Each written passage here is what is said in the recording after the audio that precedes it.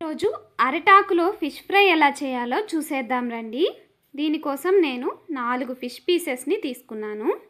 ఈ అరిటాకు మీదనే సాల్టు, కారం, ధనియాల పొడి, పసుపు, గరం మసాలా పౌడర్, మిరియాల పొడి, అల్లం వెల్లుల్లి పేస్టు, కొంచెం కరివేపాకుని ఇలా తుంచి వేసుకోండి.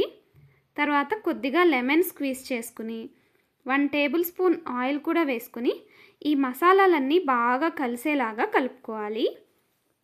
తర్వాత ఫిష్ పీసెస్ని తీసుకుని వాటికి ఈ మసాలా మొత్తం పట్టించి 1/2 అవర్ మ్యారినేట్ చేసుకోవాలి.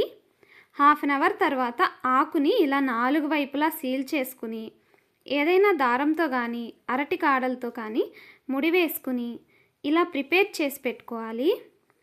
తర్వాత దోశ ప్యాన్ని తీసుకుని కొద్దిగా ఆయిల్ వేసి మనం ప్రిపేర్ చేసి పెట్టుకున్న చేపల్ని ఇలా పెట్టి మూత పెట్టి 5 మినిట్స్ మీడియం ఫ్లేమ్లోనే కుక్ చేసుకోవాలి.